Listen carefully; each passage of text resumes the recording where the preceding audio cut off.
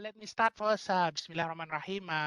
This is just a sharing basically on how I've done an assessment basically. This is actually for this assessment. E-portfolio is basically for our department workshop practice KNP 1091. Actually, it's a sulam subject whereby students have to engage with community and something like have to do some knowledge transfer or anything that is related to sulam. For our assessment, actually, students need to do some what we call a video. So let us start the sharing. So basically, okay, hold on. Okay, okay, the objective, the objective today. I think, this is my objective. Hopefully, everyone could take this one, and maybe later on will ask me about. Again, this is my experience on conducting this type of assessment for the student, whereby I'm today to share my experience of using the e-portfolio, and then also sharing the tool and the website used to creating the e-portfolio. Actually I have shared this tools and website tool with student before we start the what we call the project itself, and then also I'm sharing about how to conduct the assessment. Basically, it's using the rubric. Okay, okay, let's start. So, what is portfolio? Okay, as is defined by Paulson and Paulson in 1991, a portfolio tells a story. It's tell a story of actually. Portfolio is story of knowing about thing, knowing oneself, knowing the audience. Portfolio are the student own story, what they know, why they believe they know it, and why others should be of the same opinion. The portfolio is opinion backed by facts. Student proof that they know with sample of their work. This is actually a portfolio itself. If you are looking at the definition by Paulson and Paulson, is actually a way to convey one's knowledge to another one using electronic. In this sense, it's through electronics means. That is in my in my class. In my course is basically e-portfolio using website. Okay, so these are the type of portfolio. Everyone have this teaching portfolio, documentation, student sample. This I think everyone have this teaching portfolio and then working portfolio. But let us start with the most important one is assessment portfolio. This is actually this portfolio is to illustrate how a student has met specific standard and learning outcomes. Again, before we have to have assessment portfolio, we need to have a question. Okay, later on maybe hold on, if I could hold on. This is those website. Oops. So okay, just this is introduction for what did I explain to the student. The most important one is what is required from the student using e-portfolio. Okay, so these are the question. I will go back with this later on. So we need to have a question first. Then we need to explain to the student. And I think we're going to get to this later. Hold on. Okay, so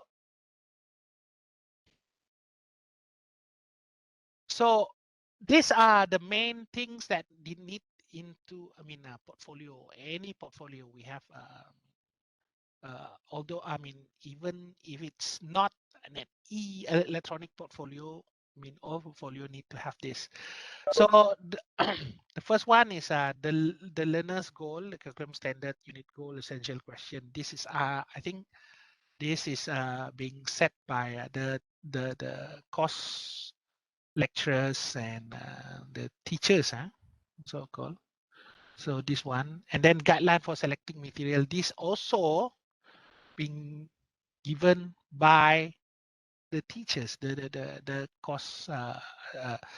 course lectures for this. And then artifacts, we will touch on it. What is artifacts? And then also we have to have self-reflection before doing the project, during the project, doing the project, and then after doing the project. Okay. And then also the last one will be criteria of evaluation work. This will be actually it's a rubric in the end. So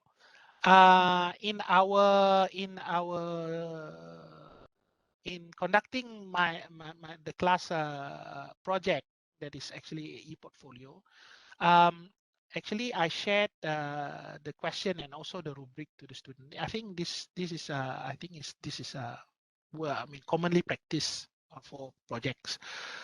We shared the criteria, I mean the rubric, so that student will know what they should do, what should be, I mean, what the things that they should have in their work. Okay, so next one. Okay, so what is electronic portfolio as defined by Helen Barrett? E-portfolio uses electronic technologies to allow teachers and students to collect and organize portfolio artifact in many type media type. Actually, it's again, yeah, it's electronic technologies. And for my class assessment, we are using some sort like a website, free website, so that everyone could view it. It is open to public. Okay. Um, so this is electronic portfolio. Again, many types, artifacts, okay? Many types. So, sorry.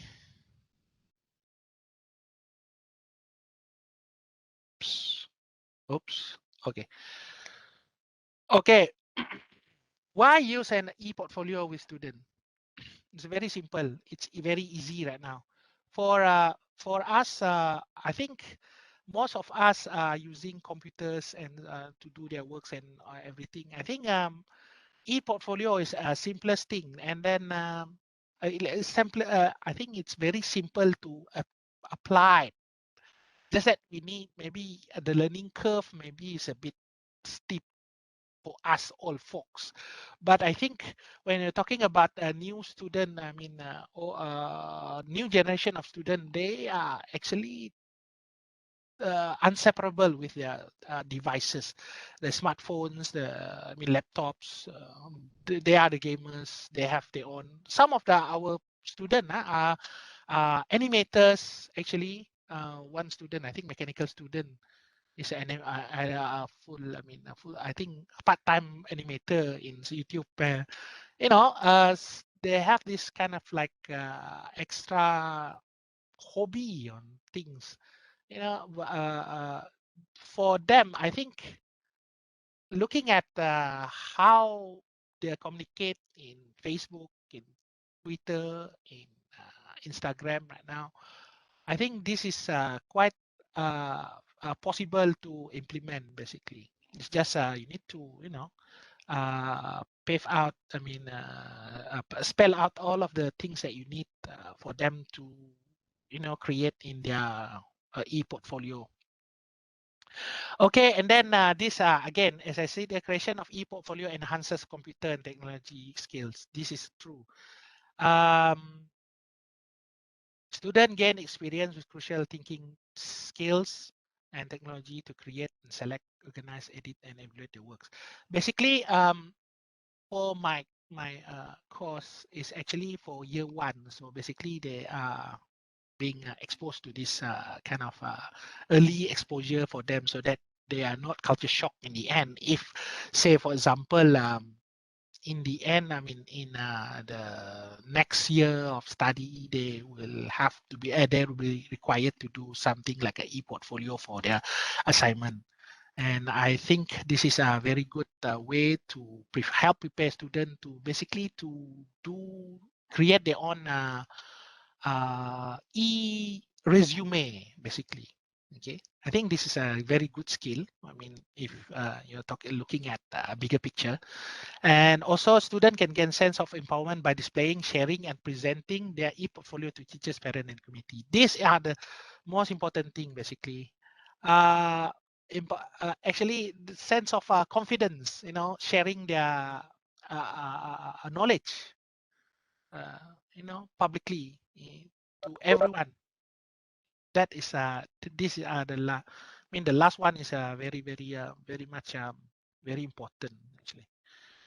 And also this is actually in line with Sulam objective. Okay, so files to include to e-portfolio. There's a lot of things. Okay, first one is actually text file. Definitely text file. The things that in it, if you have a portfolio, you need to type writing first. I mean, introducing yourself, maybe a couple of paragraph, something like that. I will show you some of my student work later on. And also images. This is very important. E-portfolio. And sound. Sound, actually, for my class, I don't require them to have sound because the sound element is actually related to the video. So basically, they put the sound into the video lah. Yeah. So these are the things that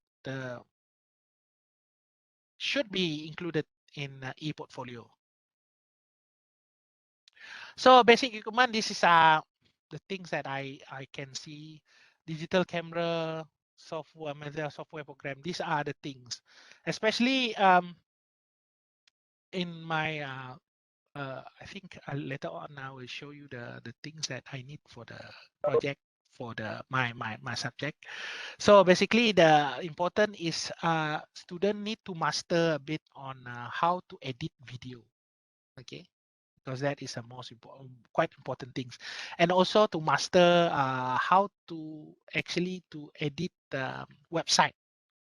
It's I think a lot of websites say like Wix and Google site, right? Wix.com and site dot Google site have a very easy UI user interface on editing all of this stuff. It's very easy. So basically, digital camera definitely. If you have scanner is not compulsory, but most probably digital camera, they all have handphones, right? So basically, they can use handphones to take pictures. And also, the most important thing will be definitely it will be computer. So what is an artifact?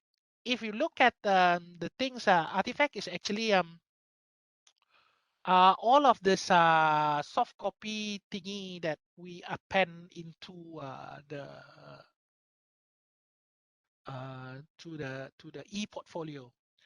For example, let me share my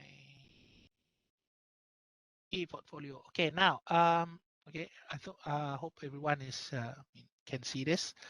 Okay, so these are the group project 80%, but not all 80% is towards the e-portfolio. E-portfolio is 20% because the most important thing is their video, 40%, and also another 20% is on poster. Okay, poster. So basically, I will show you later on the rubric. So okay, let's go this one. Can be 1091 workshop practice group project. Okay, from the bedroom of Babington to the bathroom of Istanbul Ottoman may be used to provincial. So basically, we are asking them to do just cut short. That is a introduction of what they do. So that cut short actually that you are required to engage a community around you and create a video tutorial on how to make a modular Ottoman bench out of material around you. Your video should include step-by-step tutorial. These are the things that they need actually. The main thing, engaging and making a video. Okay. So the variables, evidence of photo, video, or document, any relevant proof. These are the artifacts. Okay. So your product making tutorial video will be uploaded to YouTube, Facebook, Instagram, and Twitter. I mean, basically they can choose whatever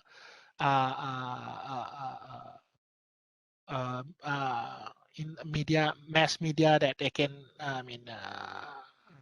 upload on. But most of them, my student, actually uploading things on YouTube and Facebook and Instagram. Seldomly they have the Twitter account. Just to put there actually. So another one is again the reverse reflection. This need to be have a text file. They need to type. Need to write their own reflection before, during, and after. 3. Okay. So one like before, during, and after, they need to have 100 words. Before 100 words, during 100 words, and after 100 words. Each reflection, each member. So the member is 5. Then they need to write 300 words each person. Yeah. If there is any question, you can stop me. If you feel that you have any question, you can stop me. The third one, project report. This is the e-journal.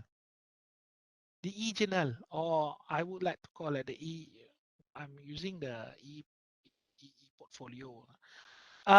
Week.com and other web page. Okay. Must contain all of the evidence. Again, this must contain every evidence that we have. This again, the artifact that we talk about. Okay, the week.com or other web page. Some of them are using Google site to actually to create their own e-journal, e-portfolio. So they cram everything inside actually. And then they have to they need to have a community feedback about the project itself. No short comment, must be more than 25 words, minimum 10 comment, and then also survey form before the project and after the project. This should be filled by community and the student itself, okay, by Google form. This is the thing that the simplest simplest survey form that you can get actually. I think everyone are using, most of them are using the Google form. And also the final report of all the work, you must use all the resources, article, website to complete this. This actually the final report is actually reflecting what is being put into the e-journal. Basically, it's 100% look like. Basically, if I'm looking at the work that being submitted. So these are the things that they need. So basically, when you start the assessment, right, you want to start giving this project to towards the student, you need to address this one first. You need to tell out what is the deliverables that they need to achieve, and also they need to have definitely this one. If you look through this one is report website. I think most of this is actually based on the website. Okay, we don't emphasize more on the report. Just they need to send us and then we just check. All of this is through the website. If you see here, we have formatting, introduction, this design process and material selection of the particular video, not the product itself. I mean, we can put the product, but I think that will be in the later on, number 4, work plan and method. But if we're looking at yeah, this actually some of the product too. But most of it we share with each other, meaning that the need of what you call designing of the video is very important, basically. and then discussion of the project and conclusion and recommendation. That is the thing. So this is a rubric. We pass. Sorry, we pass. We actually give them this beforehand before they start the project, so that they know what they should cover. And also there's some in between the time given. Say for example, you are giving them like 4 months for doing this. So in the middle of 2 months, 2 months in the middle of soon after the first month ended, they need to actually to present us the um, progress using using video, because at this time right around is MCO, using video, and then they need to present us about the progress, what they have done, and also the Gantt chart and so on and so forth. They need to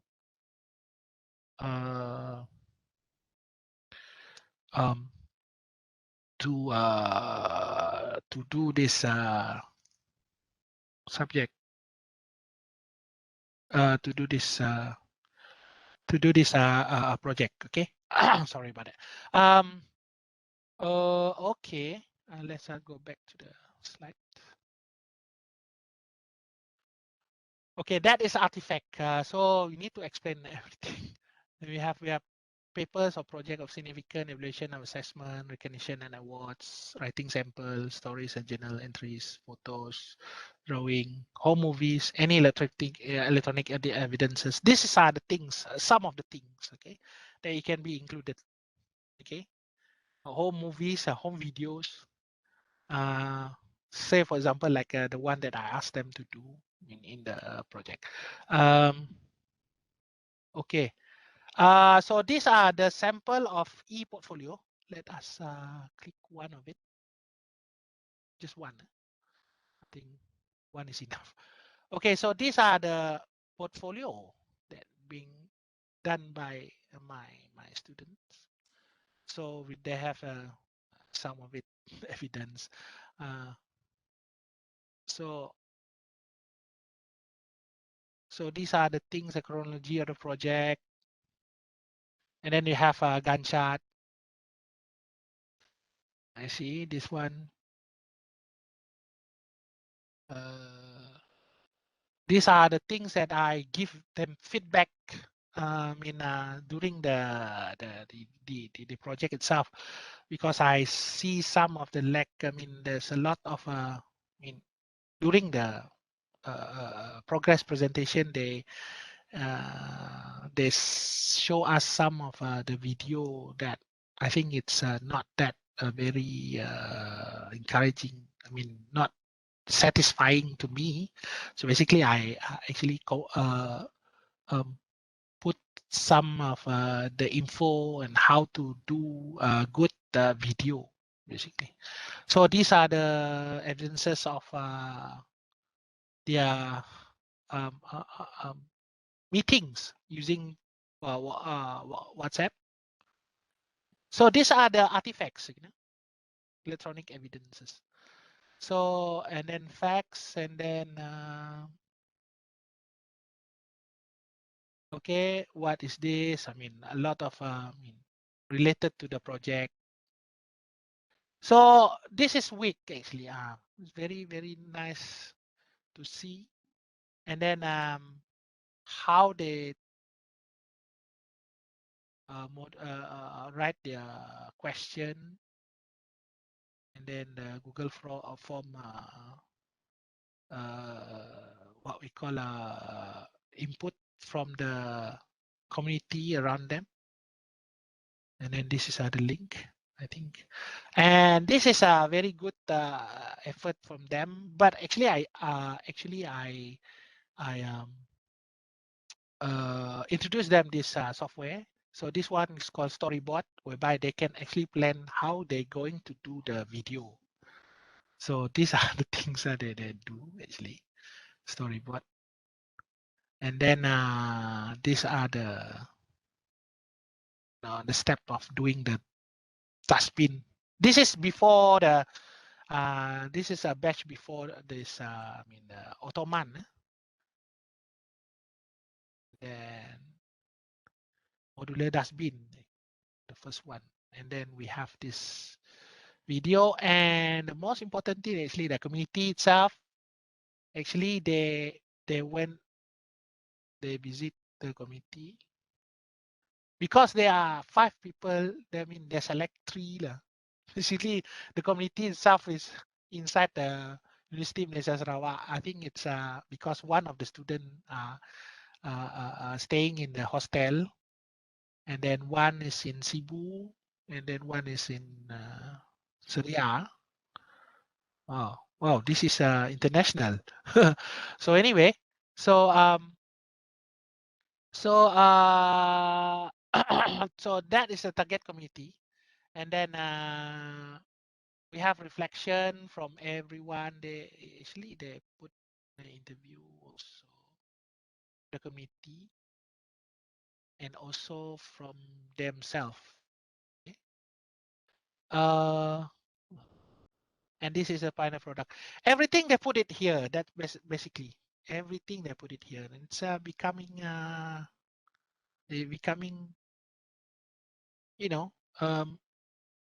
very complete one basically.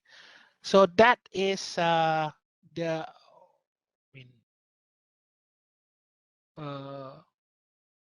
portfolio being created by the student. It's a sample of it. Not to say the best. I think it's reputable. I think I can. It's a good one, but not the best. Okay, and these are the ones that maybe you can click on that one. Using this one is using Google site. Okay, so similar, and then we have this and reflection. Okay, I think I'm running. Okay, also all 3 half an hour. Okay, so the stages of e-portfolio development. Stage 1 is define the content and goal. Stage 2 is collect artifact and design. Stage 3 is select specific artifact and reflect. And 4, organize artifact and finalize the portfolio. And stage 5, package a portfolio and present an appropriate evidence. These are the things that basically, in fact, being explained to the student verbally. So we have a portfolio design. I think I show them one of the portfolio e-journal so that they understand what they the portfolio should be look like. But I basically I emphasize that you should be creative, so you can basically create your own and based on this, but create on a different one. So we have a title block definitely, including the school name, age, and schooling year example. This is an example. We have a table of content. Definitely, if you look closely at that one, we have a table of content that is clickable. You can click on that. Facts, evidences, introduction, final product, and so on and so forth, and then information. Okay, this is most of the information is being written. And then the assessment of the e-portfolio, the rubric is the best and more accurate tool if actually evaluate the student portfolio. And then student, this is most important, student know from the beginning what is expected. So that's why sharing rubric is very important. So I already show you the rubric. And we have continue the stage 1, define the portfolio, identify purpose, goal, standard, resources, technical skill, and audiences. So in the question itself, we need to do this. Okay. So define the portfolio. We need to explain them what is the purpose, what is the goal and the standard, and the resources and technical skill, and also the audiences in the way. Yeah. So this aspect of portfolio development is usually completed by the teacher, of course, lecture. Okay, by using the question. So define the portfolio. Okay, so you need to define what you need from them. I think I take one in half an hour to present this basically. Stage 2, collect, interject, design and plan the portfolio. Select the software free website to use. Identify storage and presentation medium. These are the thing. Select software, free website to use. Identify and collect the artifact. Okay, these are the things that I've shown them. Basically, if looking at the things that I've shown in the e-portfolio, they use this basically, storyboard that. Hold on. Okay, if you look here, these are the storyboard, the book that, say for example, login. I try to log in. I don't remember which one I use. Yep. So okay, so these are the things I show them. I show them how to do this basically freely, because free is 6, so they can just erase and then they make another one again if they need more than 6 storyboard. So that is how I introduce them to this one. It's very storyboard. That is very very good software. Basically, it's actually helps the whoever read the e-portfolio understand how they make how the storyline of their video should be look like. Okay, so that is a storyboard. Um, and then Wix, I think we already look at it, and then also YouTube. This is for the video itself. This is referring to the class, and also I think most of them have Instagram for posters and so on and so forth. And also they most of them have Facebook account. So these are the things that I basically share them during, I mean a couple of times during during their time doing the project itself. Okay, and then the stage 3, reflection, select artifact, write a reflection statement, evaluate is necessary. This needs to be done by student itself. Stage 3, reflection, every time. I think they need to, I mean, this not stage 3 is not only at this point. I think before doing the project, during project, and also the end of the project, they need to do a reflective statement on what they feel about the project itself. Okay, so be completed by student and be accessed by us. But I think most of probably, I mean, most of the students say this is a new experience for them, because they are engaging with a community, and also experience for them because they are not expecting a engineering student to learn how to edit videos. That most of my student write on. And then stage 4, connected portfolio, organize artifact, create navigation link between the artifact and standard, final review and editing. These are the things done by student in the Wix, in the website, whatever, whether it's wix.com or Google site. So these are the things, again, you need to do, you need to explain to them. And then the presentation of the portfolio itself, share the portfolio for appropriate audience. Sorry, this is actually I really need them to make their portfolio public, meaning that they need to share it on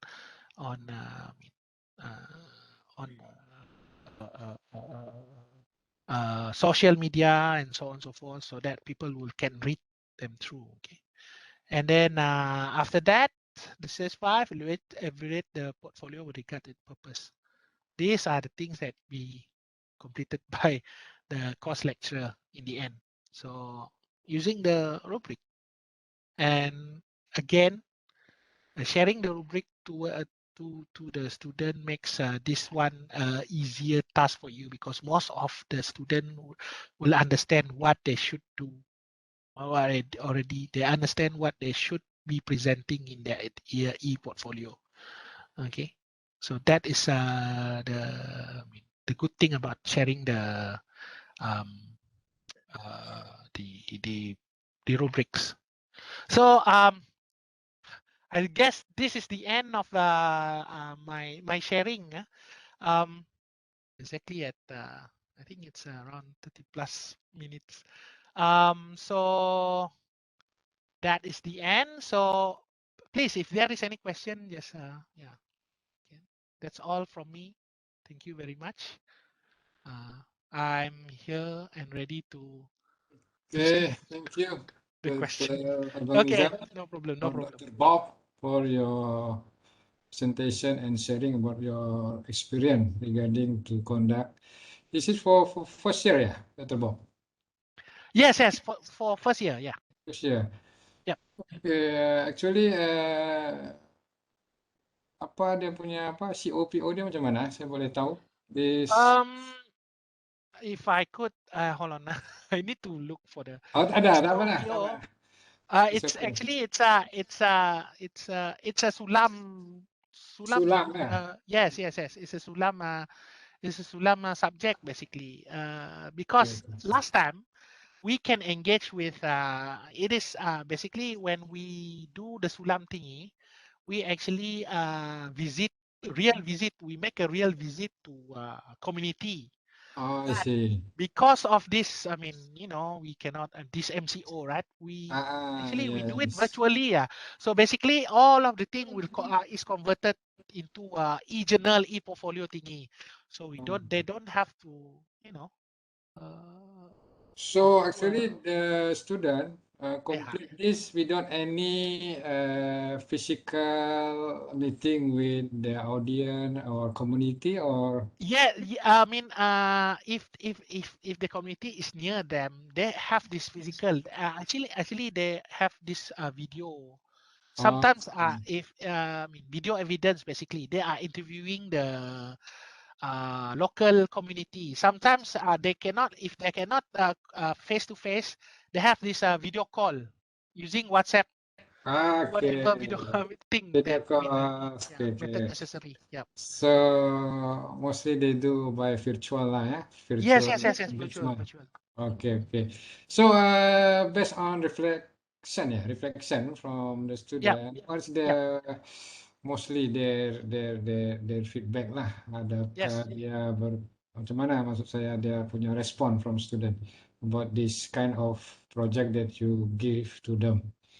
I frankly, I would like to say some of them are complaining because very heavy, very. Oh, But there is a light. I mean, in the end of yeah, the yeah, tunnel, yeah, yeah. they say in the end they will say this is a new experience for them. New experience for them that Yes. then they didn't know that. I mean, in learning engineering, they need to learn about how to edit the video and how to make a website. Yeah, So I there is think another extra skill for them lah, basically. yes, yes. Uh-huh. Actually, this is group, right? Group Yes, group. Yep, yep, yep. It's a group oh, project. for Yep. student for each group, right? Five.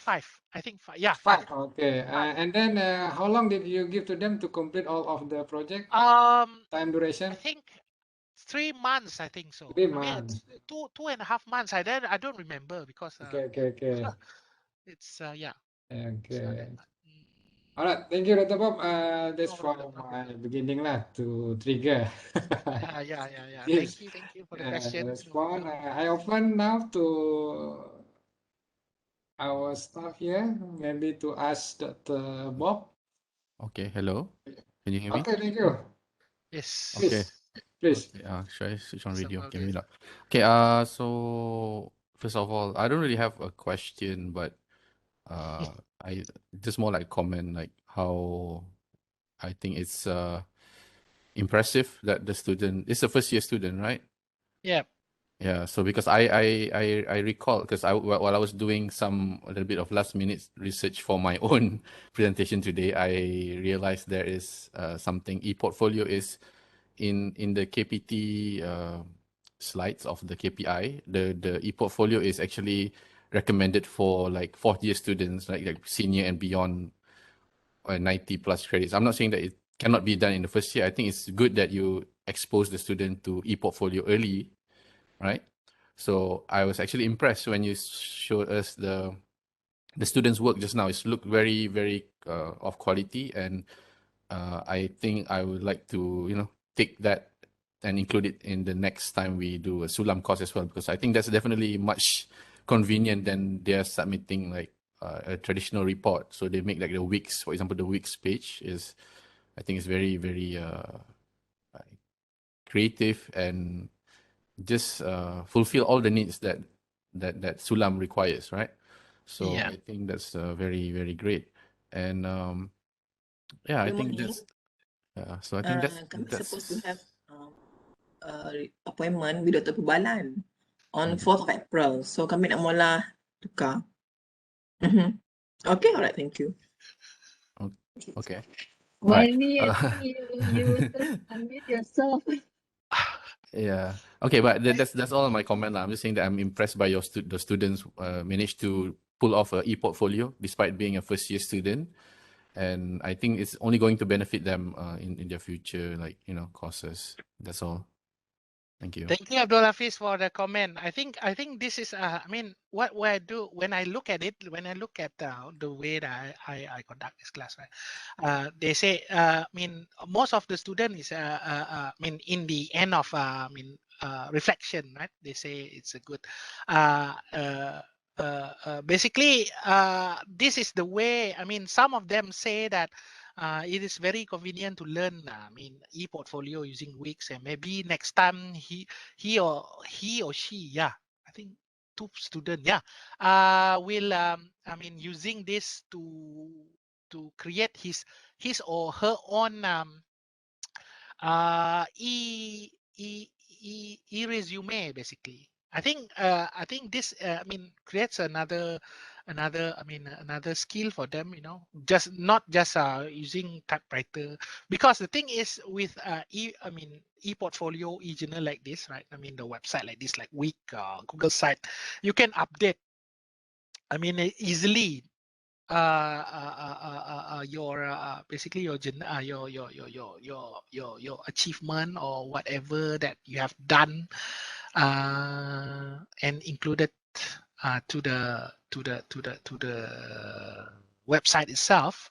And then we kind of like have this what we call a timeline for that. So a very nice way to present your resume. Basically, they can basically use this website to do something like this lah. Yeah. So thank you very much, Hafiz, for the comment. Thank you. Thank you. Is there any other question? Let me check in the chat. Dr. Shami asks, is e-portfolio considered one of the blended learning element approved by COM? Basically, this one is actually being, I think the one that teaches us about this e-portfolio is Prof. Jen, basically. She was the one who, introducing us to this week.com, basically. And I think, yes, definitely is approved by CAM, definitely. Just that the idea of e-portfolio into Sulam basically is from the USC itself. I think it's from, I don't remember, Dr. I gotta get someone from USCS, actually, USC proposed us to use this one in engaging student and also the community during the MCO time, because at that time I have no idea how to engage a community because of the MCO. So basically, yeah, yes, e-portfolio, one of the blended learning element. yes, because we are being taught in PG Deep. I think those who are taken the PG Deep, the 16 cohort and above, I think they have learned some using e-portfolio, using Wix.com.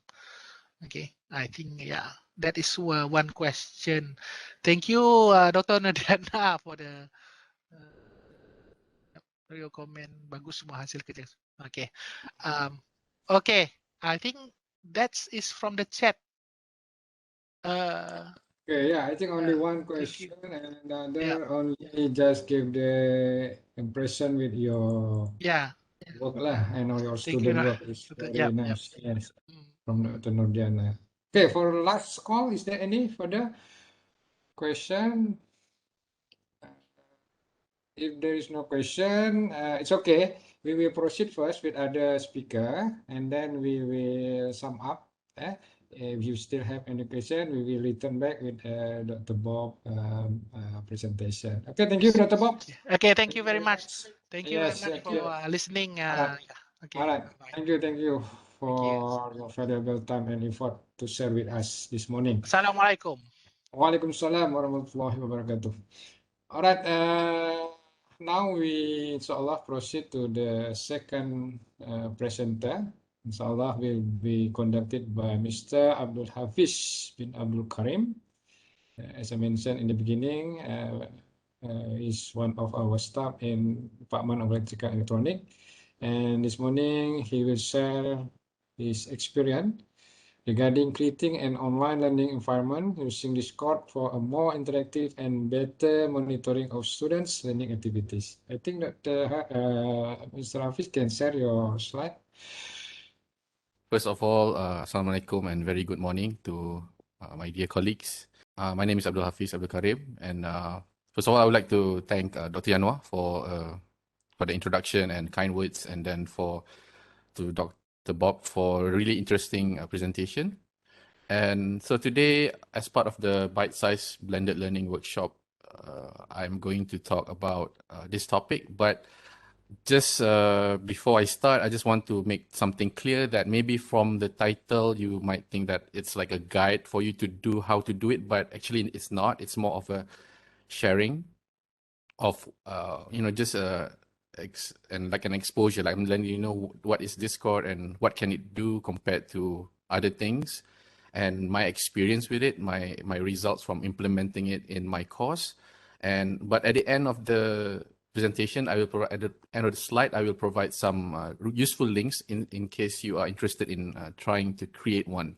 Okay, because there are hundreds of videos or guides online that are much better than I could have done for creating your own server in Discord. So I decided to focus more on sharing the experience. So the title itself is Creating an Online Learning Environment Using Discord for More Interactive and Better Monitoring of Students' Learning Activities. So a little bit long, but you can shorten this to like just introduction to Discord in teaching and learning, I guess.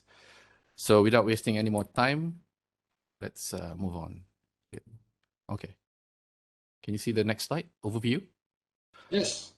Okay, so the overview today, I'm just going to talk a little bit on introduction, and then just about what is Discord, what is the current practice, comparison, some of the Discord features that I think is worth highlighting, and last but not least, my experience and students' feedback, actual feedback, and the summary. Yeah. All right, the screen kind of blinded me for a second there. So introduction, importance of interactive online discussion and proper monitoring. So discussion is a big part of learning, especially at university level, where students are encouraged to discuss with each other, try to solve problems with each other, and try to look for information on their own and discuss about that information. So even before the COVID situation, online discussion is already a staple part of the students' activities. Of course, they also meet in real life to discuss, meet at the cafes or whatever, but they still have, WhatsApp, all this social media and eLEAP, right? So just to quote, the Ministry of Higher Education has also set related KPIs, the Curriculum 4.0, Future Ready Curriculum, and especially Element 2. So which includes the application of online tools to facilitate discussions and peer-to-peer learning. So having a platform that fulfills such a role and more can be quite beneficial, in my opinion. Next. So what is Discord? Okay, what is Discord? I'm not sure how many of you are familiar with Discord, but I know some of my colleagues are familiar with it, although I'm not sure if they have used it for teaching and learning activities. Some use it for like communities, or for activities for the community. Some use it. I've known some people who use it for work. And of course, the main bulk of people who uses Discord is because it's originally created for gamers, right? So as you can see here, what is Discord? Is a group chatting platform originally built for gamers, but has since become a general use platform for many kinds of communities and purposes such as teaching and learning and hobbies and stuff. So I think this Discord started in 2015, so barely like 7 years old, so still new compared to, I guess, Facebook and others. So, and originally it's created for gamers because they use it to communicate with other gamers while, for example, while they play the game and they talk to each other, or they share strategies, they share information with each other using this app, right? And then Discord is divided into many hundreds, thousands of servers, each of which has its own members, topics, rules, and channels. And then, okay, so regarding the lingo here, I will maybe explain it more later. So allows users to communicate via text, voice, and video chats, as well as live streaming, sharing their screens smoothly at low latency and good audio video bitrate. So this one is just from my experience, although I have also read some comments that this might not be as stable, but from my limited experience, it's been good so far.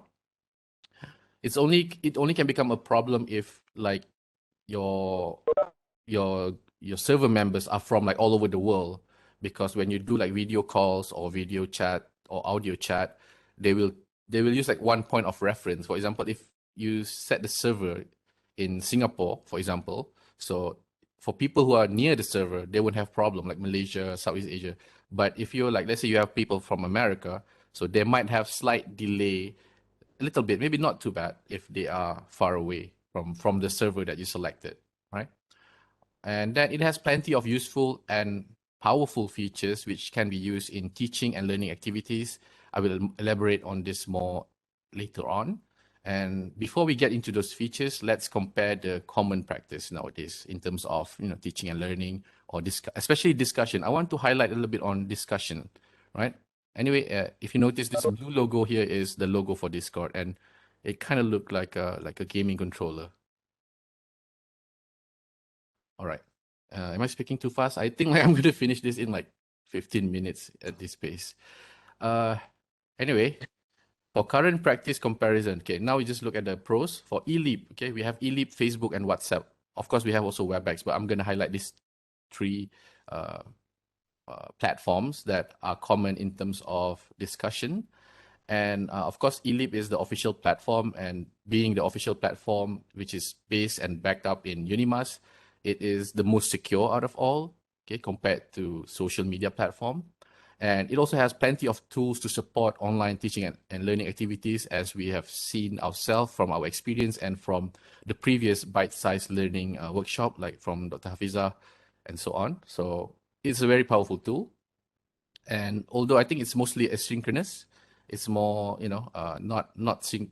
They probably have some synchronous activities there, like chat or something, but in general, it's mostly asynchronous. And then we have Facebook. Okay, Facebook, I put familiarity here because let's take into account students who are first-year student who has never, who just entered UNIMAS. So I cannot say familiarity to eLEAP to them, right? So, but for students who just entered UNIMAS, they are more likely to be already familiar with Facebook and WhatsApp for that matter. So familiarity is a thing. So you're familiar, you don't feel awkward or feel like lost when you're trying to use Facebook. And then there's also groups where you can create like a group where you do all your activities inside that. And I have tried this method. Okay, it went okay for the first few semesters, but then it just became like unmanageable. So that's there's a downside of that. And then we have a huge user base for Facebook, meaning that you can connect with more people easier. And then it has an app and web version, and mostly asynchronous. And although it has a privacy issues, I don't know why I put it in pros here. It's supposed to be in cons, okay, but it has some privacy issues being a social media. So even when I was back then, when I was using Facebook to supplement my teaching and learning activities, I've never used it to upload any like sensitive materials. Like I don't upload the course plan on Facebook. I don't upload rubrics or whatever, things like that, So it's mostly I use it for discussion, I guess, and maybe some announcement. So nothing, just as a general rule, just try not to put any sensitive information or private information on social media.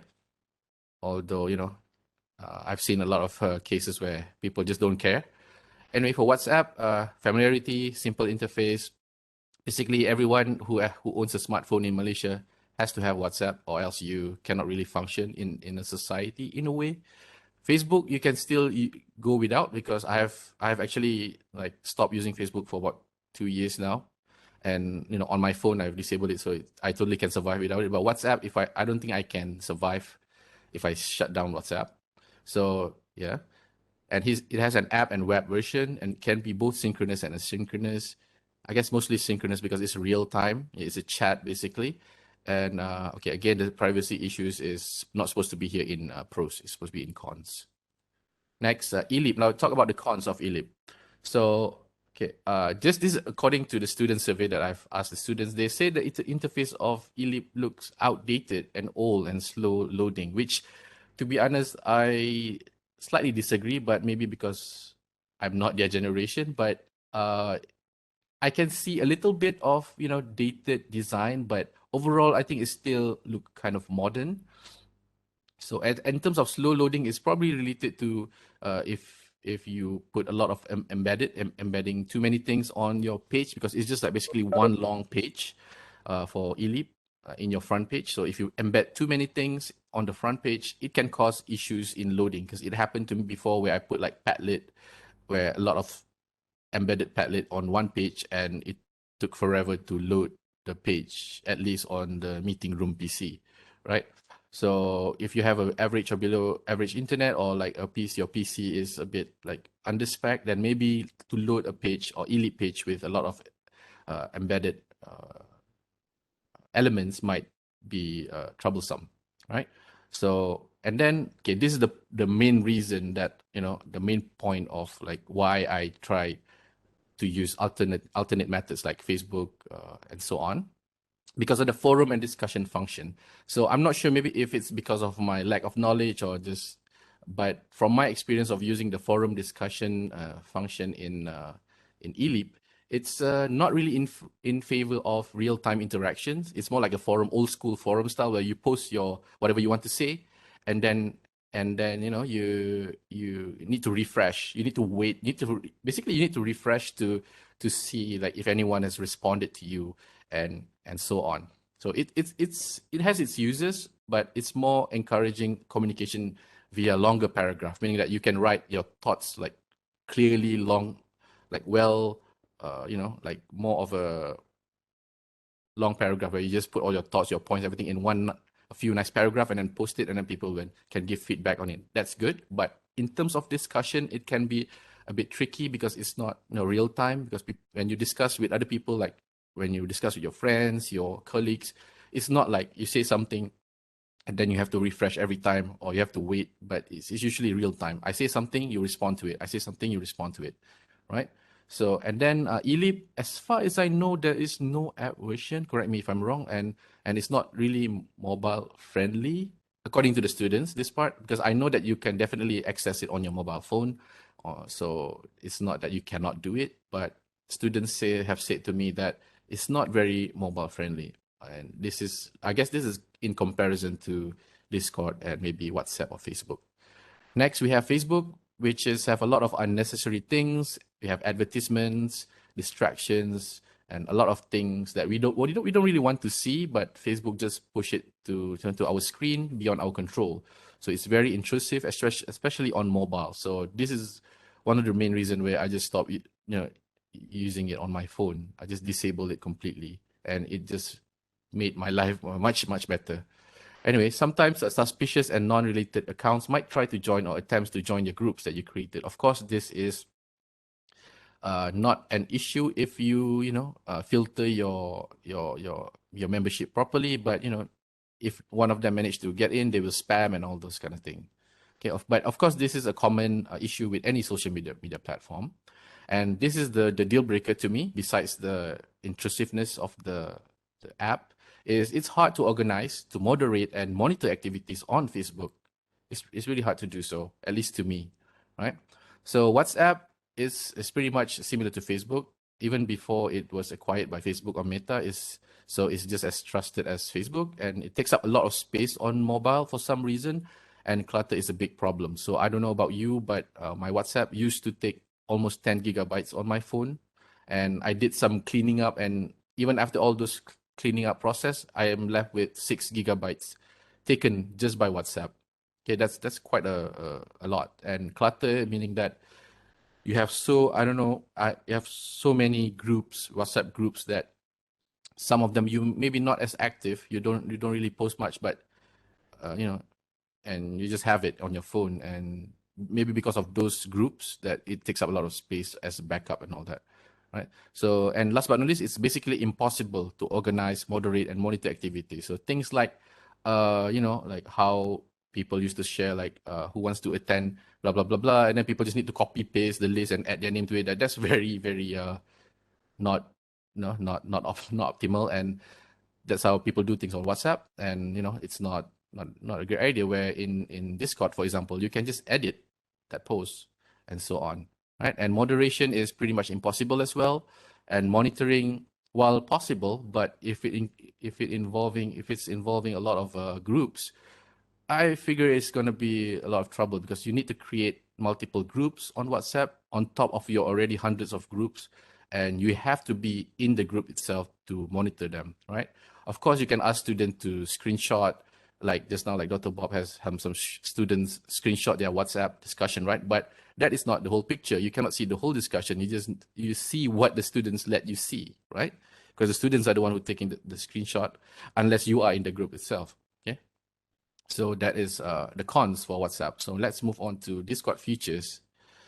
So Discord has many features. This is just some of them. Maybe I miss a few, but the main thing that I like about Discord is the content management. So you can manage your content in a really organized way. And of course, right now you cannot understand yet, because I will show you like screenshots of my server, how it's used in actual practice. But it has this thing called categories, channels. So channels is basically subcategories. Let's say you create a category called general studies, right? So under that, you can put like general discussion, resources, some study room. Study room is basically a place for students to hang out in, but especially to study. We can also make like a separate spot, an area for them to just relax, just chat without talking about studies related matters. And then we have pin posts. Okay, pin posts is basically any post that you think are important, you can pin it. Okay, pin, and this is a feature in channel. So each different channel you can pin. For example, this is an announcement, or this is an important thing that I don't want students to forget, because like WhatsApp, right? Because it's a real-time based chat. So let's say you say something important up here, and then after that, a lot of students say something else that maybe not as important. So there is a chance that that get lost, that post gets lost. And of course, WhatsApp has introduced the star function. It is similar to pin star, but it only applies to that one chat, right? And then we also have another problem I noticed about WhatsApp is, let's say you upload some content like picture or files, and let's say you downloaded it, right? And then for some reason you have deleted it, and then if you want to download it again, sometimes you cannot do so, right? Like, oh, the picture, you cannot re-download the image again. You can re-download this and that again, because I have no idea, right? So that's content management, that you can organize your server to your liking. Basically, content management is also customizability. So you can customize your server to your heart's content. And then we have functionality, like we have great moderation tools, like we can moderate what's happening easily and I guess intuitively. And then you have a search function that's really good, which I will show after this. And then we have this thing called roles assignment. So we can assign roles to student. For example, this student is our FYP student, and this role serve a few purposes. One is we can identify them, obviously. Oh, this is my FYP student, in case you have a lot, because my server currently has around 100, I don't know, 20, 30 students. So, and it's good to be able to identify the students based on their roles and also their colors. Sometimes we put colors based on these roles. And this role also can be used as a filtering method, meaning that only students having this role can see this part of the server. For example, for FYP and I see something in the chat, but I will get to that later during Q&A, I guess.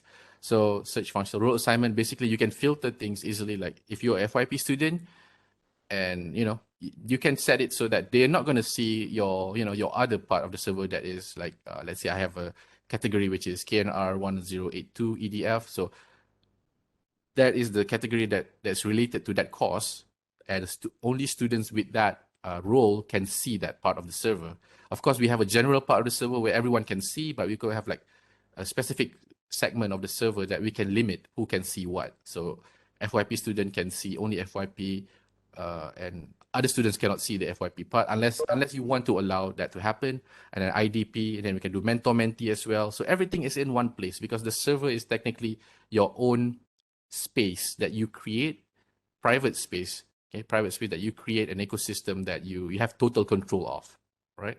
And then we have smooth audio and video. So the thing with audio, like I said just now, it depends on the location also and the server, but Discord is known for having a low latency, really good quality audio. And of course, this can be further improved if you with some monetization, but that one is a separate thing.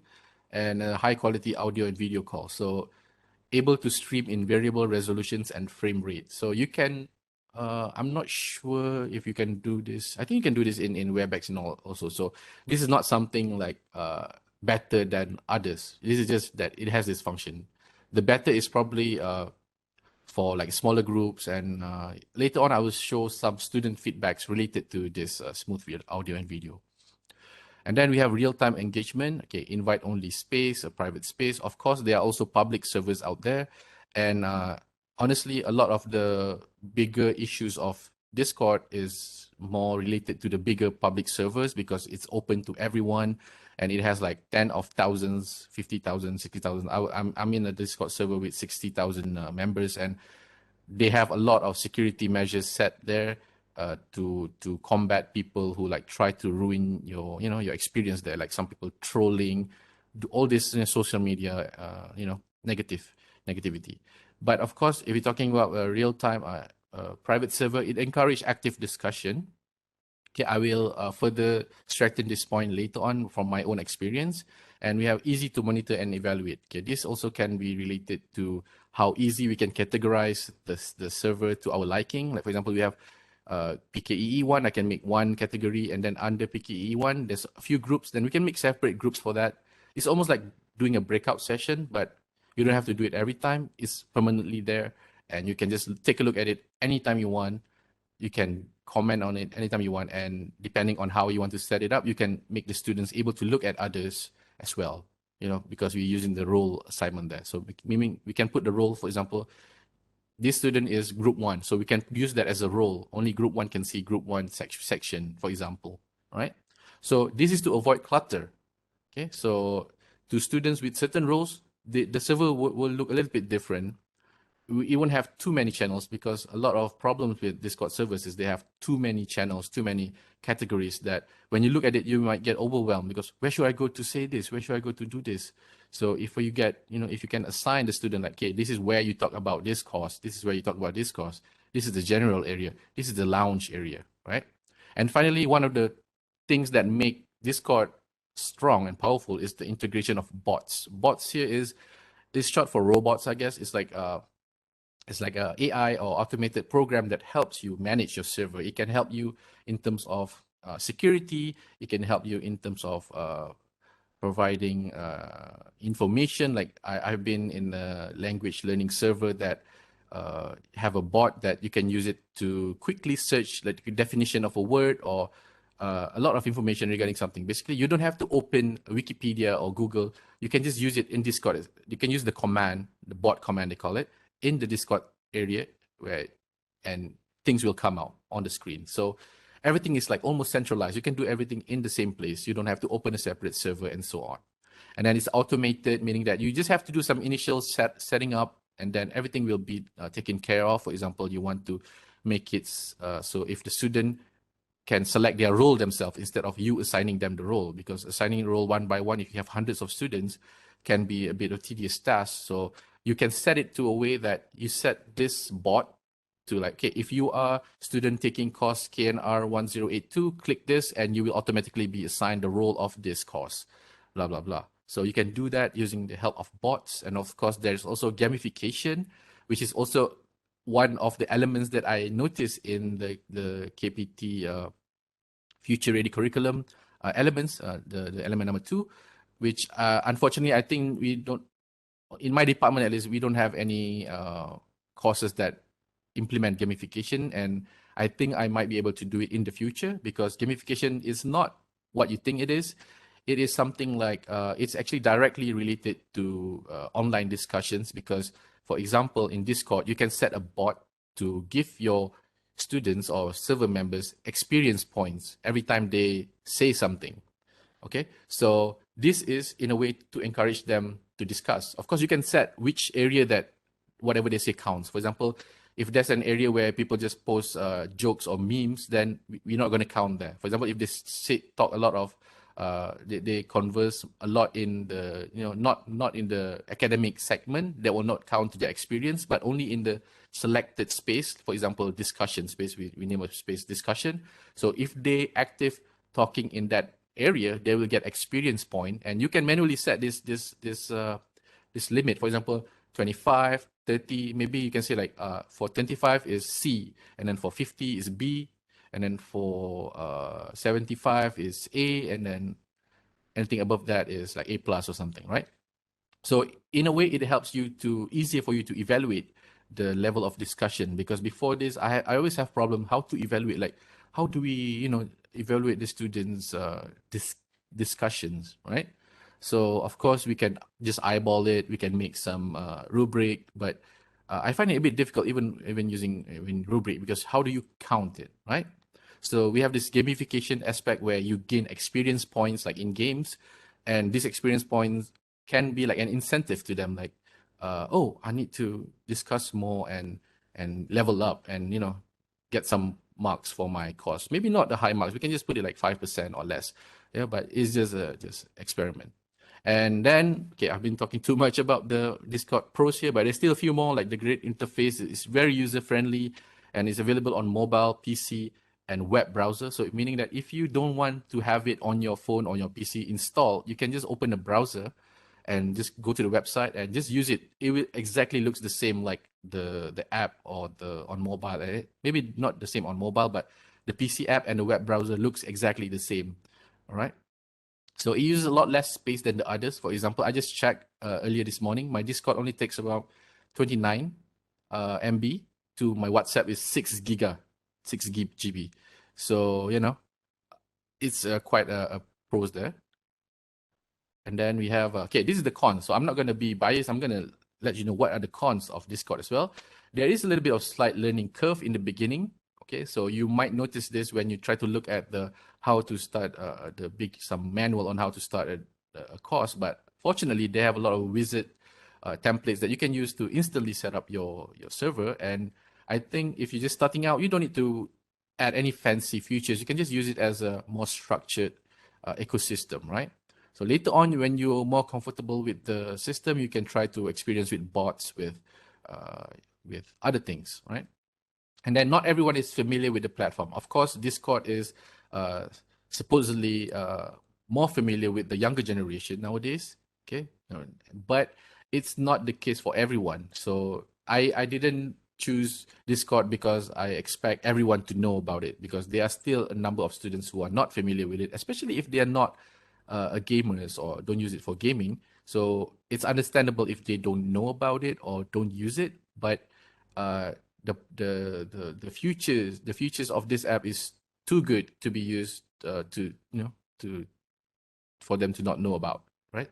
So because of not everyone is familiar with the platform, including the lecturers themselves, so it's important to not just tell them like, okay, this is my Discord server, just join. No, you need to guide the students. For example, here are some videos on how to use Discord, and if you have any question, let me know, and so on. So I have students who tell me that, sorry sir, I'm not familiar with Discord, blah blah blah, and but that's common, that's normal. And then there's a stigma from being originally an app for gaming. For gaming is viewed as a negative thing even today. So maybe some people say like, I don't want to install any gaming thing on my phone. I mean, personally, I don't have any gaming related app on my phone. To me, I ban myself from having any games on my phone.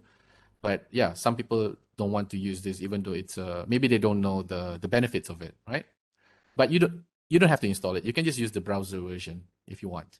Anyway, some limitation in number of users in a call, but this shouldn't be a problem for a private server. So I'm not too sure about this, because I've read that there's a limit on the number of people can be in like one voice video call. But I remember last semester, I've been in a call that has like 100 of students somehow. I think all of my students. So I'm not sure if they have updated that. But to be honest, Discord is still more focused on like smaller groups, like breakout sessions, and like what they can do in their free time to discuss among each other, instead of like your official session. Like if you want to do a lecture and so on, I think that one we still better if you use WebEx, Microsoft Teams and all that. But for a more relaxed environment, we can use the Discord. And so the limitation is not going to matter, because you're not going to always have like hundreds of people in one call. Maybe a small group, 3 to 5 people, or medium-sized group, 10 to 20 people, is not a problem, right? So, and last but not least, it's still a social media platform despite everything. So it's not immune to threats like trolls and all the other privacy issues as well. So I still don't recommend people to post like sensitive information on Discord, the same as I won't recommend them to post it on Facebook or WhatsApp. Okay, even though on WhatsApp I've seen people posted their IC so many times, so they probably don't really bother about it. And that's as far as cons go. That's it. Okay. And okay, so I'm sorry that my presentation, there's a lot of text. There's no pictures, but after this one is going to be a lot of pictures. And so my experience implementation results from using Discord in my teaching and learning activities or delivery. Students are more active in discussing their given topics assignment. This is surprisingly true, because even though I don't really assign any marks, I think I only put like 1 or 2 marks, because I just started using this in my course last semester as an experiment, because I was frustrated with Facebook, and I definitely not going to use WhatsApp for this kind of thing. So Facebook, I've long gone. I've long stopped, and like I said, I've stopped using Facebook for a few years, and then since then I've used eLEAP mostly. And yeah, of course there are things like to communicate with them. eLEAP, I think that it's difficult for students to it's not real time when they get announcement on eLEAP, because they need to go to eLEAP and check it. While in Discord, you can just tag or ping the role, meaning that you mention the role. Let's say I mentioned the role of KNR 1082, and I just say something, and then everyone will get the notification, assuming that they have it on mobile. But yeah, it's much easier to give announcement. But and for discussion, right? Okay, back to the topic. I find students very active discussing things, even though it's not something that is like too heavily evaluated in their course plan. So even if it's like 2-3% or at most 5%, they are, or even if they're not evaluated at all, the students are like discussing, using the platform to discuss in a way that surprises me, because compared to like eLEAP forum function or Facebook, this is like at least 10 or 20 times more active than that, right? And it's also easier for me to just check out whatever they're saying and just interject myself into the discussion, give some opinion. Let's say if I see when during the discussion I can see that they are starting to get derail, so I can just like say, oh, I think you should focus more on this and that, things like that. So it's easy to live monitor them. You can monitor it later as well. And then I was surprised to find that students adapted really quick to the platform. So a lot of students, okay, maybe less than half, but a lot of students are first-time users of Discord, but it didn't take them long for them to start using, because I think it's very intuitive. You have the categories, you have the channels that say that this is for group what, this is for announcement, this is for resources, this is for this. So they get used to it really quick. And the third point here is the usage of emotes, GIFs, memes, and so on help in breaking the ice and a more relaxed environment. So, of course, a lot of students might have problem expressing themselves. You can notice when even in normal class, students are not very interactive. Sometimes when they ask them questions, only a few students usually will respond to you. Same goes when you do it on WebEx and so on, especially in a big class. But when you do it on Discord, when you use certain like emotes, emojis, GIFs, and sometimes memes. I mean, we don't need to overuse this, but this kind of thing can make the situation a little bit less rigid, and students are more prone to open up. Okay, I've tried this yesterday, where I just asked like students like, oh, how you guys been doing this semester?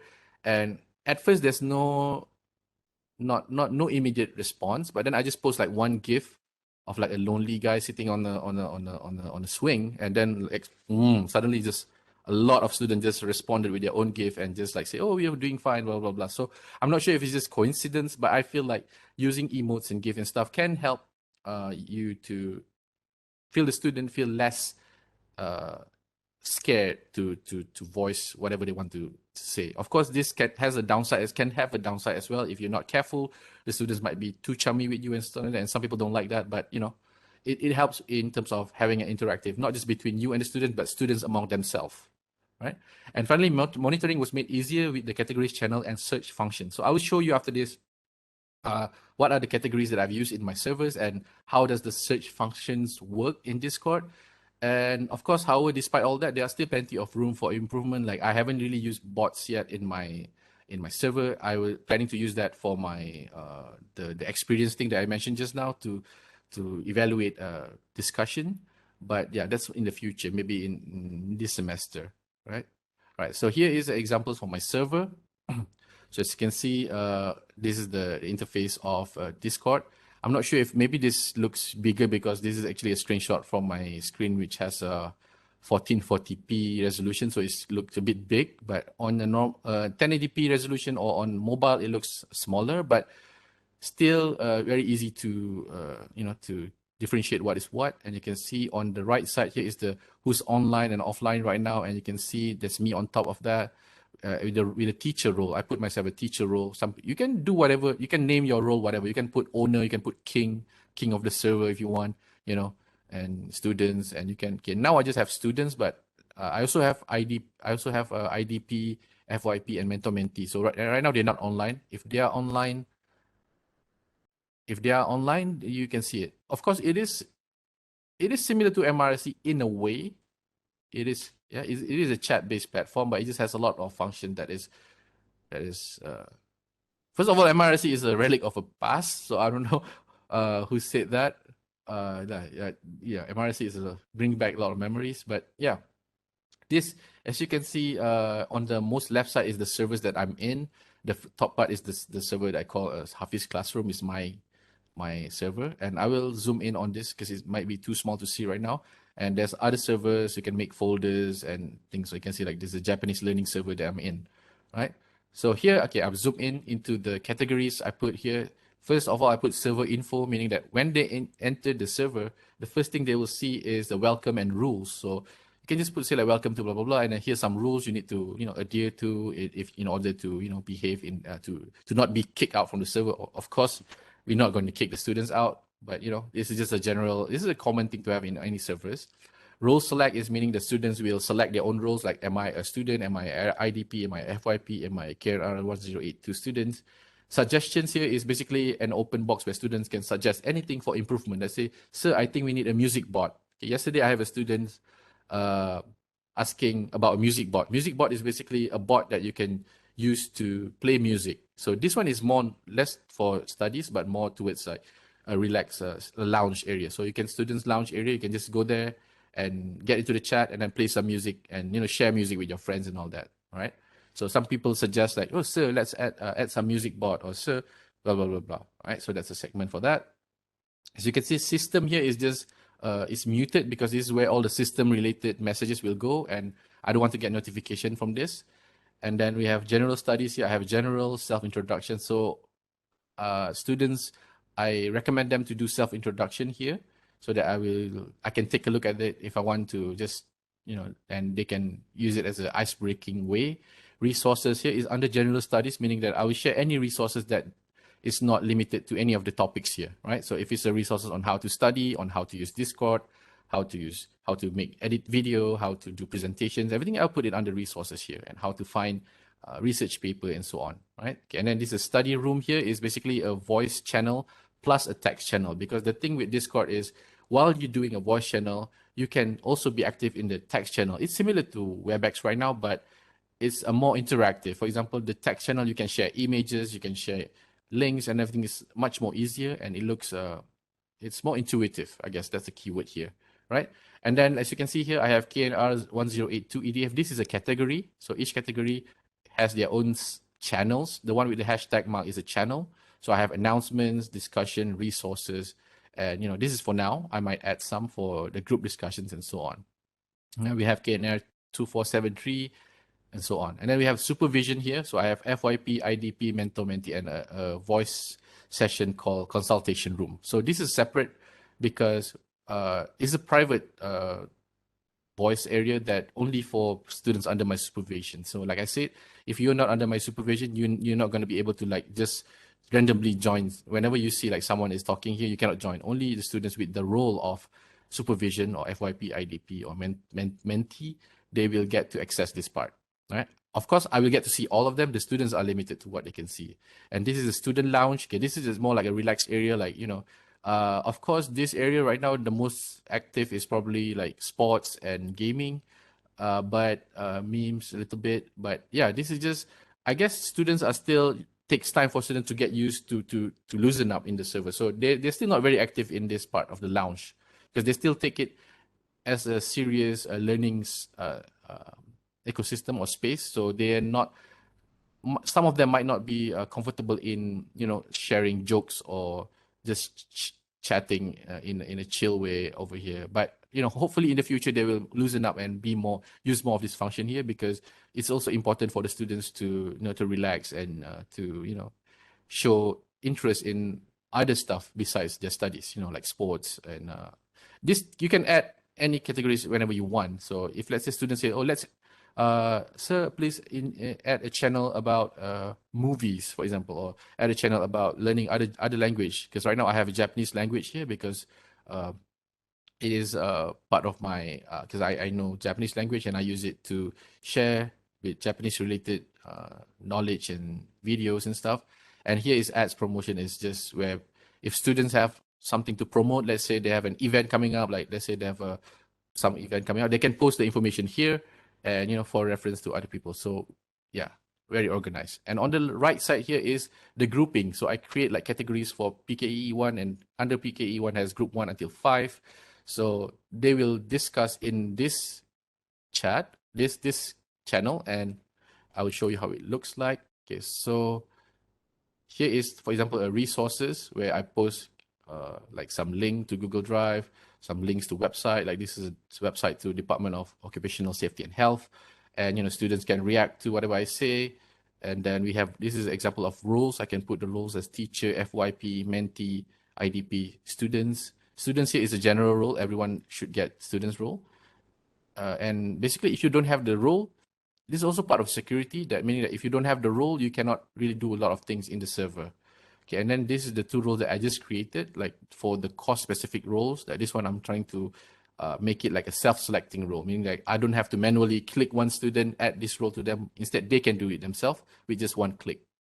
And finally, we have the search functions that is really powerful to me, because you can look up based on user.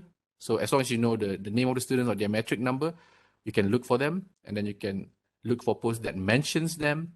You can look for posts that has links embedded or file. You can look for posts that has before a certain date or during a certain date or after a certain date, or also you can search based on what channel. Okay, so let's say you want to just look at the discussion for group 1, right? So you know this student is in group 1, then you you search for the student in that group, in that channel, and you can see what are their contributions to the discussion. Of course, this is the manual way. Once I updated the bots to give experience point, I think that it will be automated, right? But of course, it's good to know this function and how to use it. And then, okay, this is just example of students discussion. This group 1, there's like a few students. So you can see that long content works, long paragraph works, short content works. So you can post like a long paragraph as well as short paragraph, like real time. Everything is in real time. So maybe some of them is copy and paste. Maybe they wrote it first on Notepad and then copy and paste. But this just an example of students discussion. And I cannot show you all right now, but you just have to take my word on it that a lot of students are very active in discussing the topics that are given to them. And last but not least, the student feedback. You can see this William SW said, quality video bila share screen pun laju guna Discord. So basically, and I said, oh betul? And I said, yeah. And then you can see the other guy say, pakai Discord ada voice channel and boleh share screen. Of course, this is actually true for WebEx as well. But I guess because everything is in one spot, right? And like Aiman here said, all in one package. Okay, you want to do video live presentation, it's in the same place. You want to chat, same place. Group chat, same place.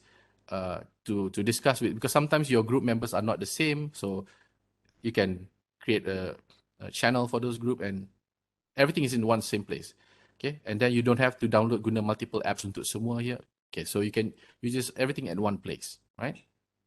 So yeah, that's all for the student feedback. And so to summarize, I think there's only 45 minutes. Summarize, Discord is a really powerful all-in-one tool that easily surpasses many other alternatives and is especially useful when it comes to creating an interactive / collaborative environment which encourages students to discuss matters related to their courses in an organized, smooth, and easy to monitor way. Okay, that's a pretty long sentence. Do give it a try for your courses in the next semester. At least if you want to try, give it a try. Just give it a try in terms of discussion, and monitoring discussions and stuff. But I'm not forcing anyone. Just if you're interested in it, in the features that I just mentioned earlier, I would like to, recommend you to try it out. And last but not least, here are some related links. So actually, when I was doing some research on this topic, I found that our own Mr. Chua Kiman also had made a video on cara guna aplikasi Discord dalam pengajaran. Although this is just a very basic introduction. Okay, I saw some question there, but I will answer right after this. Related links, so beginner's guide, you can see everything here. I will share the slides to you after this, so you can check it out yourself to see beginner's guide and guide by Chua Kiman here, and there's some article. And the last link here is actually a paper done by someone from UTM, designing online class. This one, I just discovered this last night, so I didn't get to read everything in detail, but looks very interesting, like designing online class using Discord based on community of inquiry framework. So I have this paper downloaded. I'm probably going to give it a read after this, and it's quite interesting, and it's quite recent. It's 2021, right? So that's all from me. Thank you very much. Now I will take a look at the questions. Chat. Thank you, Hafiz. Is for question, I think. Wow, so many. Oh wait, okay, not that many. Telegram. Oh, so the thing with Telegram is I up to 200,000 per group. Yeah, I think in terms of the number of people in the group is not limited. The number of members is not really limited. It's only limited in like a voice session or in an audio video session. It's a little bit limited there. I'm not sure the actual limit because I've seen people say the limit was quite low, but then I've seen people have said that it has been upgraded to 50 to 100, and personally I've experienced for 100 plus in one like voice call session. So I'm not 100% sure, but in terms of actual members of just for texting, for the you know, for the discussions like text discussion and smaller group discussion, I don't think we should worry about the limit unless we are thinking about the far future where we plan to make it a public server. But if you think about making it public, there's a lot more other challenges that you have to face, like setting a security bot to automatically kick people who joins and spams links or things that are unpleasant. It happens in a public server. For a private server, it's not going to happen because, okay, I saw a question by Dr. Nodiana, it's not going to happen because only those with the invite link can join. So you can give the invite link to your student, and you can, after the student join, you can totally delete that invite link, meaning that no one can join the server. Okay, especially, and they cannot use the link that you pass to your student. Let's say you worry that your student posted somewhere public, right? So of course I will tell my students, like, you know, this is the join link, invite link for this Discord server. Please don't share it in any public spaces. So you can share it with your friends, but don't place it like somewhere that anyone else that's not related can see it. And yeah, that's all we can do for now. But of course, there are other security measures, meaning that we can set it so that only people with a valid email address and phone number. The phone number thing is the highest security level. And usually, if you set it to highest, you don't have to worry about, you know, like suspicious people, because usually these suspicious accounts are like made like disposable. They don't have phone number attached to them, and sometimes not even an actual email. So you can set the privacy of your server to be medium to high or highest to ensure that you don't have to deal with this kind of you know, security breach and so on, because you need to have a valid email, you need to have a valid phone number, right? For that phone number is for highest setting. Of course, right now I set my group settings to low because again I monitor it very closely that only my students have the invite link, and once they have joined, I've deleted the link so no one else can join, right? So this is a private.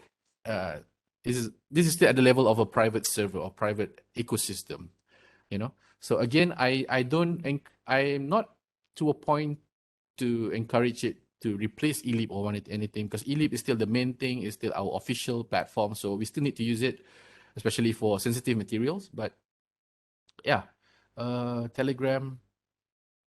Yeah, I don't really have a lot of experience with Telegram because I did try to install it back then, but back then Telegram was supposed to be like a replacement for WhatsApp, but I feel like people still use WhatsApp after that, so I feel like, why do I have two of this? And I deleted Telegram. I'm not sure if right now is if yeah.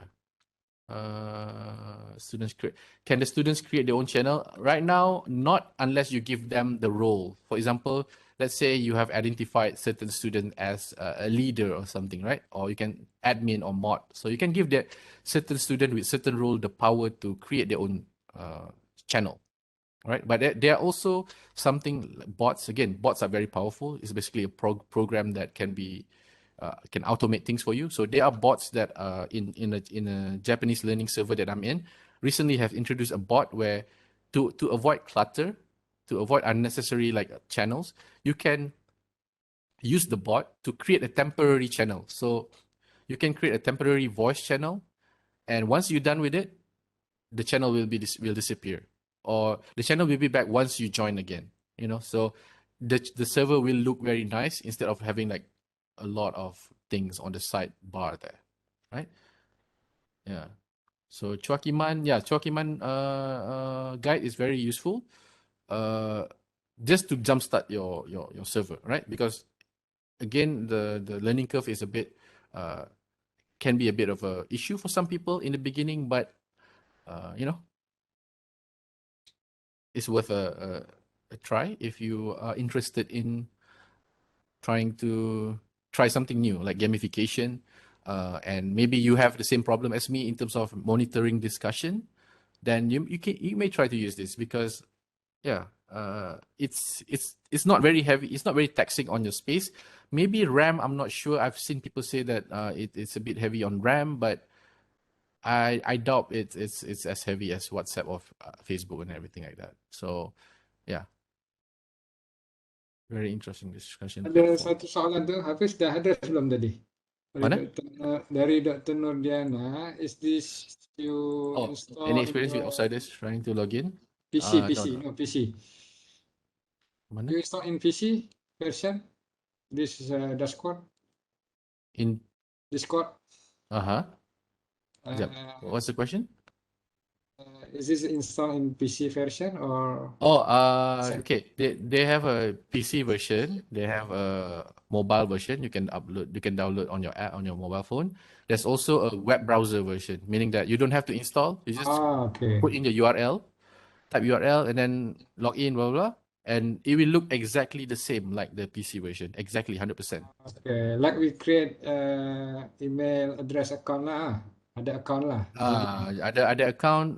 Phone number is important if you want to do security lah, like two-factor authentication. You know, some things require you to have a phone number, because if you don't have a phone number, they will not allow your server to become to the next level. Because usually people who create a server, especially like a public server, you cannot create a public server. You need to create a private server first.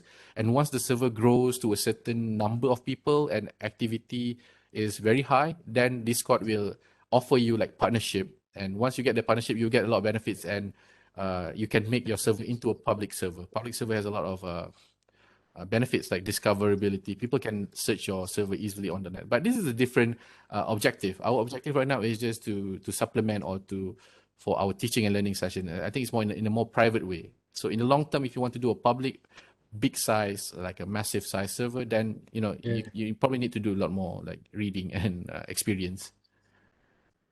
Yang ditunjukkan view tadi is PC version. Yes, PC version in the view tadi is PC version. And nampak macam besar lebar because my monitor is big. Resolution is big, so it looks very... Because usually when I use Discord, I use it on my second monitor, which is a vertical monitor. So vertical monitor is it's sempit, right? But it's good enough for me. But if you use a normal monitor, it looks nice as well. On your phone, it looks very nice. You can try it yourself. It's very intuitive. You can just slide left, slide right to see things. And yeah, I think it's this design in a way that very intuitive, and the control is very easy. So I think that's why it's popular with some of the younger generations compared to like Facebook and other things. Yeah.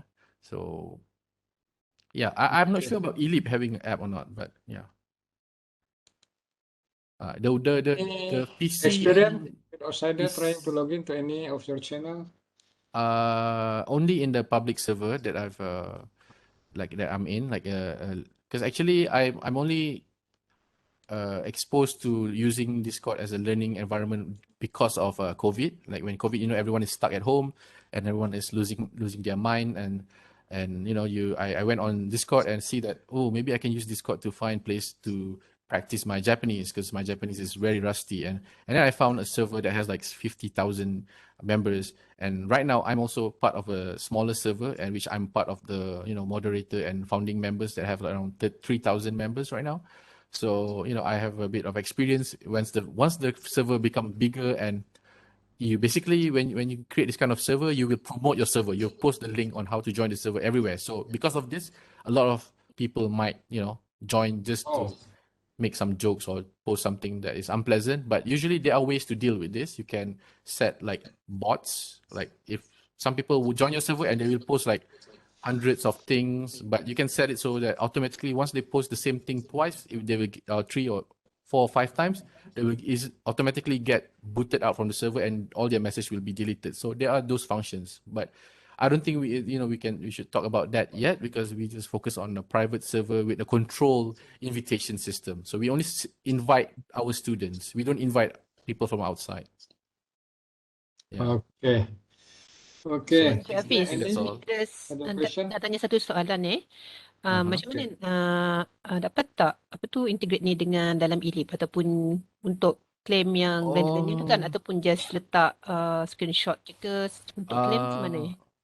Okay, in terms of blended learning, what we can do is we can buat apa contohnya we can buat activity we do in Discord as like an assignment. So student will still need to submit whatever the assignment to eLEAP. You know, because like I said just now, our sensitive information, I don't want them to submit on social media. So whatever their works, their assignment, they will need to submit on eLEAP. So that submission I think counts as blended learning.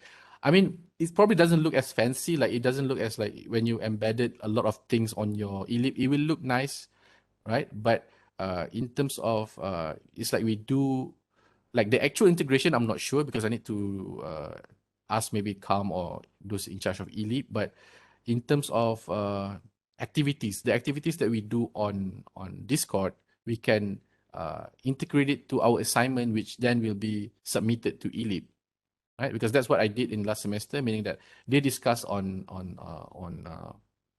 Discord, and then from that discussion they create like a Google Jamboard or something like presentation, and then that presentation, their final product is submitted to blended learning or to eLEAP, and we can display it or we can embed it if we want as well. Okay, but yeah, I usually don't like to embed animation on the eLEAP page because of slow loading time. But if it's just an image, you can just embed it. So I guess that's one way to integrate it. But of course, thank you for the question. I think it's a good question. And yeah, integration maybe is limited unless you want to I need to ask the person in charge of eLEAP. Maybe they can have some integration design for it, because Discord is very popular, especially in Western countries. Okay, in Japan, it's only starting to take to become popular, and in Malaysia, I think they are fairly popular, but not as popular as in America or all those Western countries. Yeah, but that's a good point to ask for integration. As far as direct integration, I don't know of any right now. Okay, thank you. Is there any other question from our staff here? So, Hafiz, did you use this platform, Discord, to all of your course? Yes, because it's actually one space just for me. Imagine it's like one space. Yes, So yes, you don't yes, you don't yes. you don't have to make one server for one course, one server for one course. It's one server for all the courses. And again, like you can see, I can include even my FYP students, my IDP student, my mentor mentee, right now I haven't done IDP and FYP yet on Discord, but mentor mentee I've done sessions, consultations on Discord. And so far it's good, positive feedback compared to like WhatsApp and stuff like that. And I think it's the possibility is endless, and yeah, that's what I'm trying to So for yeah. example, like FYP, right? We have different student in every year. So you make like some folder for your channel FYP for the current and the previous one, Okay. and or you just Right delete all.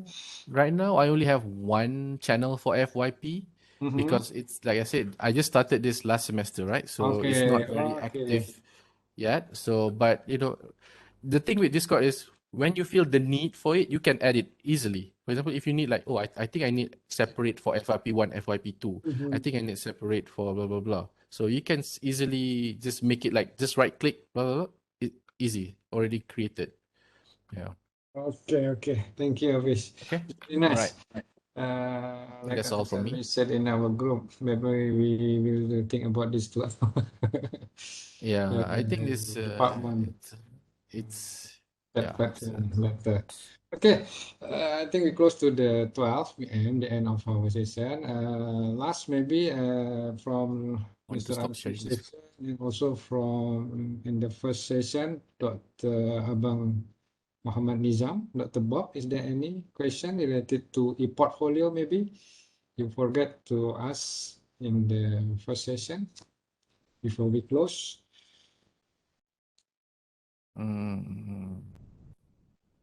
No? No question. Okay.